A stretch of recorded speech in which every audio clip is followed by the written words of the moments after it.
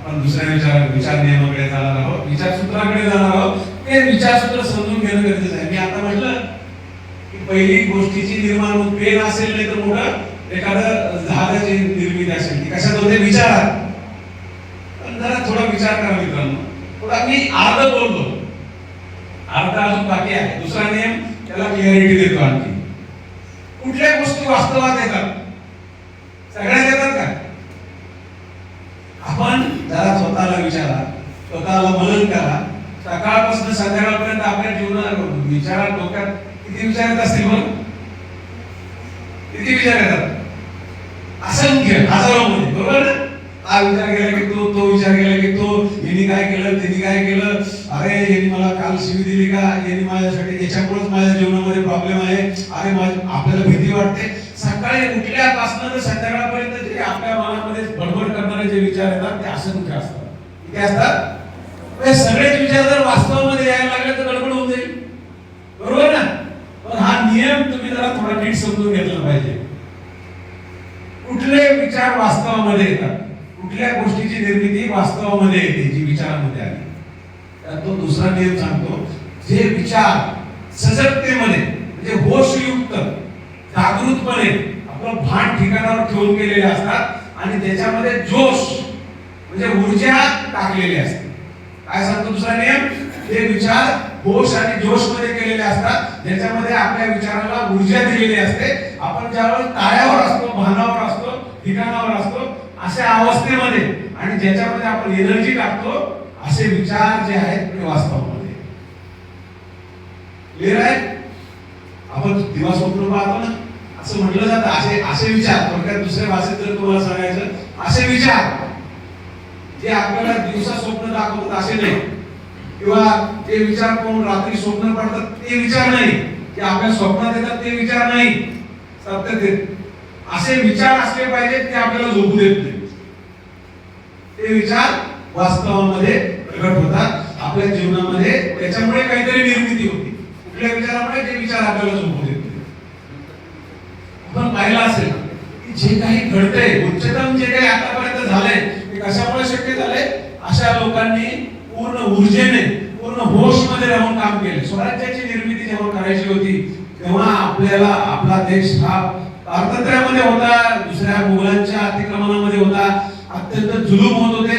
अशा अवस्थेमध्ये त्या स्वराज्याचा फक्त एक विचार आला का दिसता किंवा आपल्याला स्वराज्य निर्माण करायचंय, झालं का निर्माण? जिजाऊने जे शिवाजी महाराजांसोबत मिळून जे स्वराज्य घडवलं ते असं झालं का?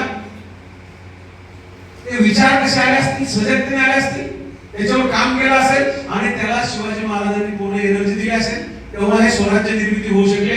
आज आपण शिवाजी महाराजांचं गुणगान करतो, परंतु हे लक्षात ठेवायला पाहिजे की त्यांनी निर्मिती कशी केली.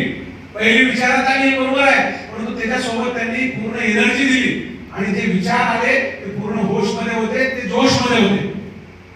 ते झोपू देत नव्हते शिवाजी महाराजांना. लक्षात असलं पाहिजे आपल्याला. सर्वजण जेव्हा शिवाजी महाराजांचं चरित्र एका दिवशी आपण जर विस्तृत प्रमाणात अगोदरही ऐकलं असेल, सरांनी सांगितलं असेल, वेळ आली तर बोलू, परंतु तुम्ही ही गोष्ट लक्षात ठेवायची, महाराजांच्या जीवनामध्ये ज्या घटना घडलेल्या आहेत, एक घटना घडत असताना त्यांचं ध्येय होतं स्वराज्य निर्मितीचं. महाराज कुठलीही गोष्ट घडल्यानंतर थांबले नाही, लगेच त्या अंतिम ध्येयापर्यंत पोहोचेपर्यंत कामच करत होते. जसं की सर्वात मोठं जेव्हा स्वराज्य निर्मिती सुरू झाली तेव्हा मोठं संकट होतं अफजल खानाच्या स्वरूपामध्ये. त्यांच्या सोबत वन टू वन शिवाजी महाराजांना फाईट करायची होती, त्यांच्यासोबत लढायचं होतं. तुम्हाला सगळ्यांना माहिती आहे की ते युग काय, बंदुकीने लढायचं नव्हतं. शिवाजी महाराजांच्या तुलनेत 3 पट अफजल खान आणि त्यांच्या समोर समोरासमोर युद्ध करायचे. महाराजांना नुसतं स्वप्न पाहून जमणार होतं का? ते जमणार होतं का? नाही ना. महाराजांना तयारी करावी लागली असेल.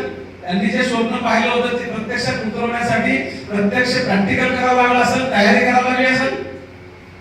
महाराजांच्या जीवनाचं चरित्र पाहिलं तर तुम्ही लक्षात येईल की महाराजांनी खूप सारी पहिली प्लॅनिंग केली, कशा पद्धतीने त्याचा मुकाबला करायचा, शत्रू कसा आहे याचा बारीक अभ्यास करेपर्यंत, तिथपर्यंत जाईपर्यंत जी वेगळी देह बोलली आणि त्याच्या समोर गेल्यानंतर सरप्राईज वेगळी देह बोलली. हे कसं शक्य झालं? पूर्ण प्लॅनिंग. आपले मावळे यांना एनर्जी मिळावी म्हणून त्यांना काय सांगितलं की भवानीने आपल्याला आशीर्वाद दिलेला आहे. ही एनर्जी ओतण्याचा एक प्रकार आहे, कारण ते युद्ध जे होतं ते एकट्याने लढायचं नव्हतं, ते सगळ्यांनी लढायचं होतं. सगळ्यांमध्ये ती ऊर्जा असणं गरजेचं होतं.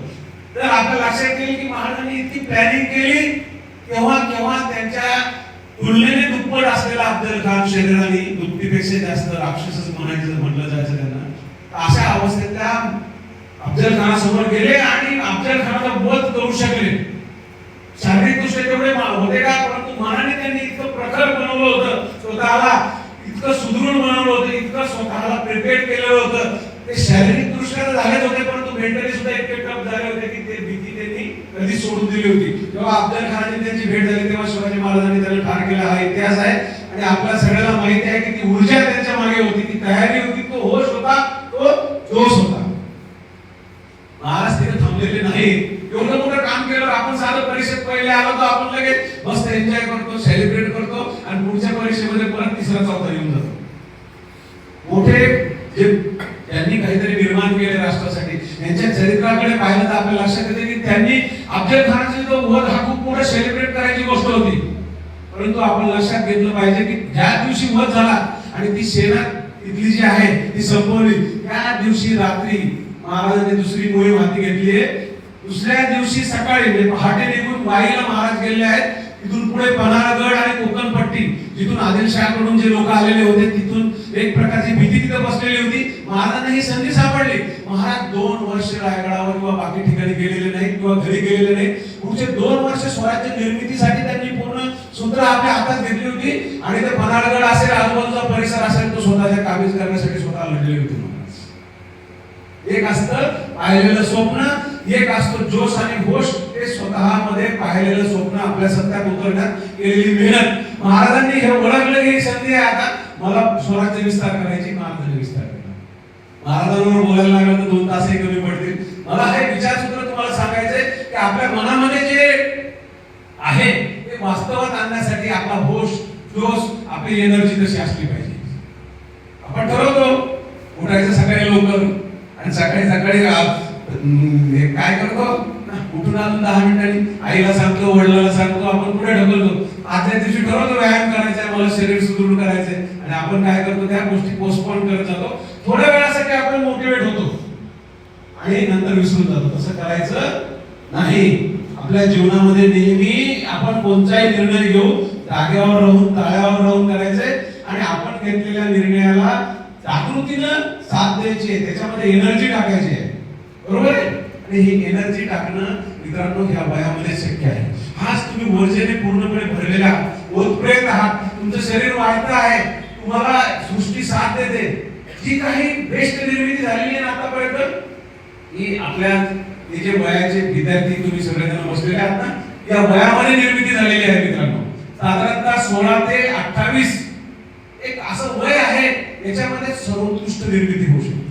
स्वराज्याची शपथ मावळ्यांसोबत शिवाजी महाराजांनी घेतली तेव्हा किती काय वय होतं महाराजांचं? किती होतं मुली? महाराजांनी स्वराज्याची शपथ किती वर्षी घेतली? मुलांना माहिती असेल 14.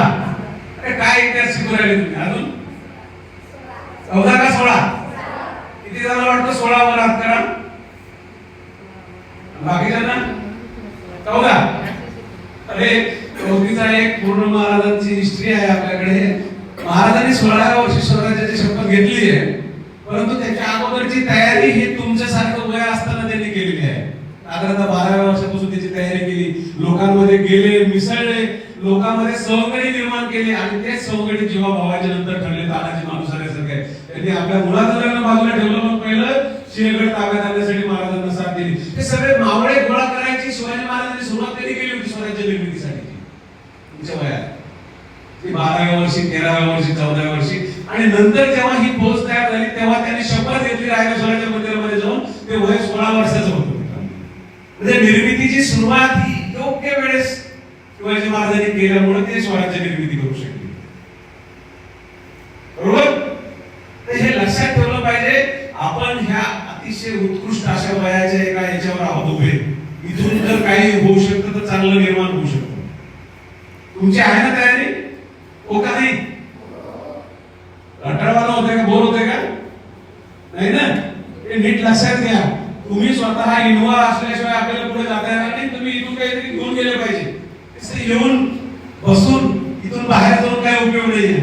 जरा हे जे आपण सांगतो, कॅरेक्टर सांगतो, एखाद्या महापुरुषाविषयी सांगतो, त्याने आपल्या आतमध्ये एनर्जी आली पाहिजे. आपण स्वतःला लक्षात ठेवलं पाहिजे की yes, this is the time, एक योग्य वेळ आहे, तीच योग्य वेळ आहे, आता नाही तर कधीच नाही, असं त्यांचं जीवन आहे. त्याच्यामुळे दुसरा नियम लक्षात ठेवायचा की आपण नेहमी एनर्जीने, ऊर्जेने ओतप्रोत असलं पाहिजे. आपण जेही काही निर्मिती विचारामध्ये करू, ही गोष्ट मध्ये केली पाहिजे, जोश लावला पाहिजे, एनर्जी पाहिजे, आपलं शरीर आपण टिकून ठेवलं पाहिजे. एक दुसरा नियम सर्वात